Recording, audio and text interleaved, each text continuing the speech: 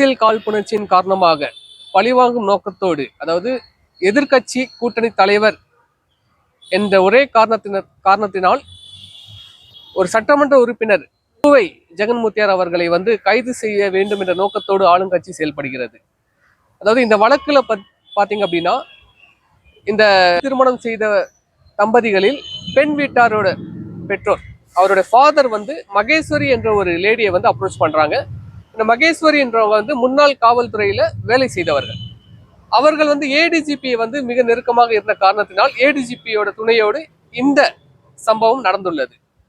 இதுல இவரை மையமாக வைத்து இவரை கைது செய்ய வேண்டும் என்ற நோக்கத்தோடு, அதாவது புகார்லயும் இவருடைய பெயர் இல்லை, ஜெகன்மூர்த்தியார் அவர்களுடைய பெயர் இல்லை, எஃப்ஐஆர்லயும் பெயர் இல்லை.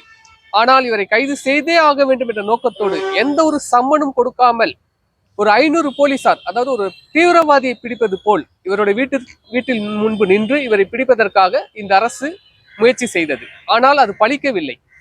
அவர் முன்ஜாமீன் கேட்டு நீதிமன்றத்தில் முறையீடு செய்ததால் அது நிறைவேறவில்லை. அதனால் இவரை கைது செய்ய வேண்டும் என்ற நோக்கத்தோடு காவல்துறையினரை ஏவல் துறையாக வைத்து இந்த திமுக அரசு செயல்பட்டிருக்கிறது. எதிர்க்கட்சி கூட்டணி தலைவர் என்ற காரணத்திற்காக இவரை கைது செய்தே ஆக வேண்டும், இவருடைய பெயரை களங்கம் விளைவிக்க வேண்டும் என்ற நோக்கத்தோடு திமுக அரசு செயல்படுகிறது என்பதை நாங்கள் பார்க்கிறோம்.